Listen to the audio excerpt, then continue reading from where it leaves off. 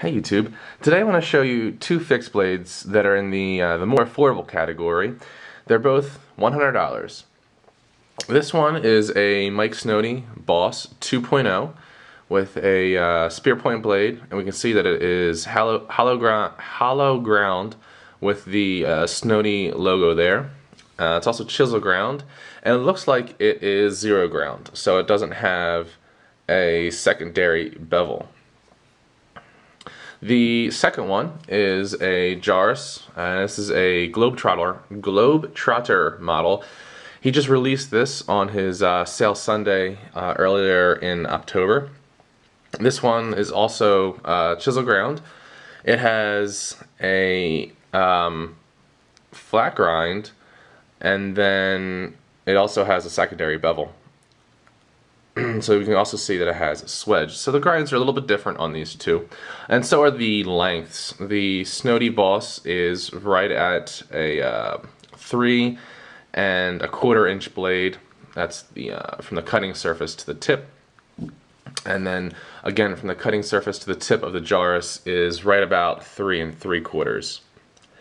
And both of these, as you probably have noticed, are, except for the grinding, the heat treating is all the same, and they're rather unfinished, an unfinished product, and they're mainly just utility knives. They're not exactly the most extravagant, ornate knives, but they still have the good heat treat.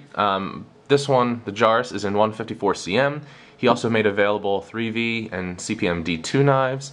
And I think the Boss is also in 154 cm. I don't have the specs available. Like I didn't have my card available for this knife, the one it came with. And then you can see that it's a plain handle, just a cord wrapping.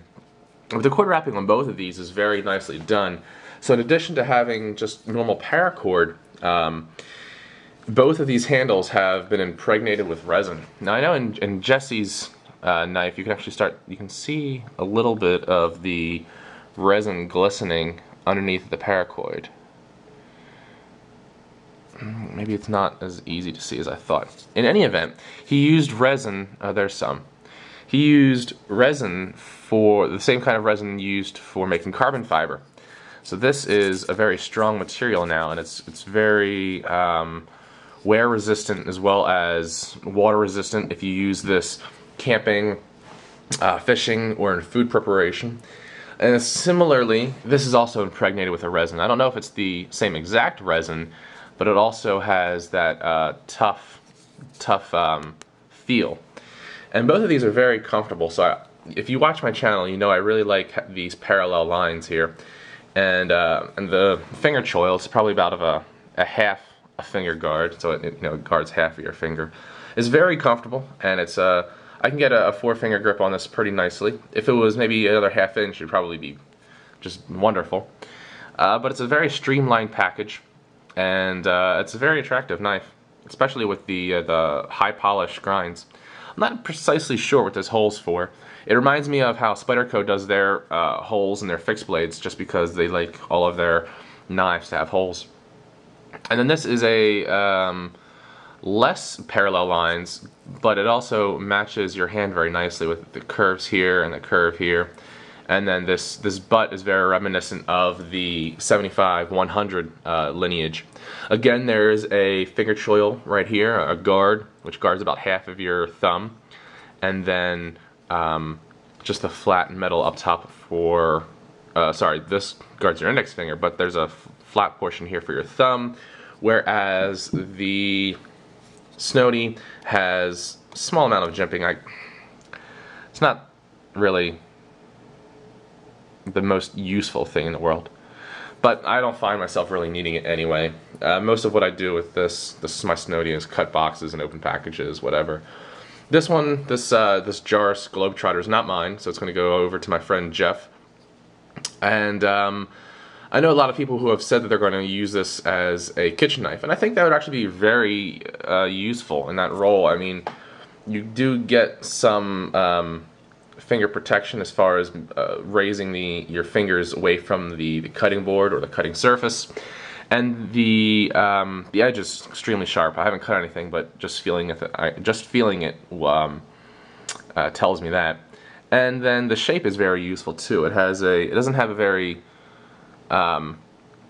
robust belly, more along the, well, this also doesn't either. So there's a very gradual runs between the flat up to the tip, and that's very useful for cutting food and the like.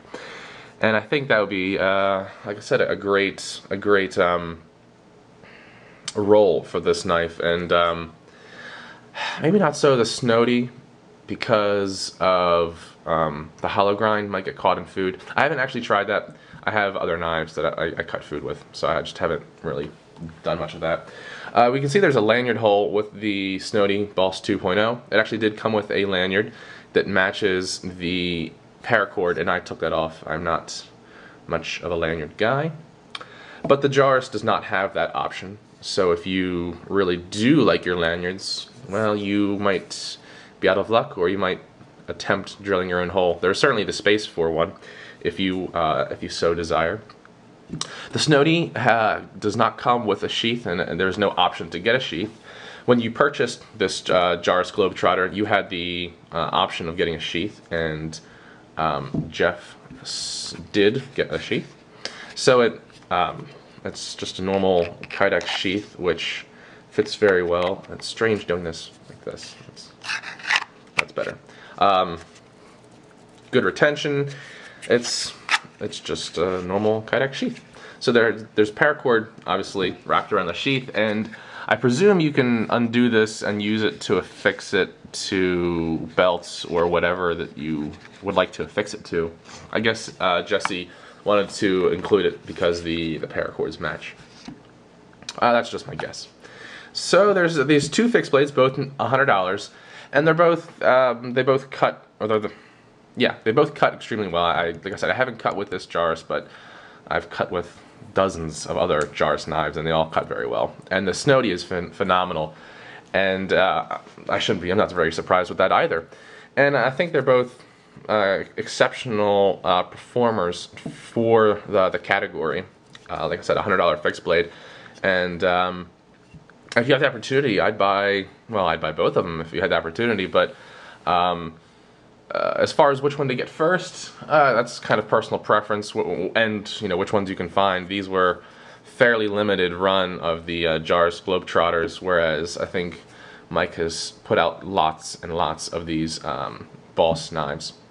All right, thanks for listening to me blather on about these pieces of cutlery, and as always, be dressed to play and geared to slaughter. See ya.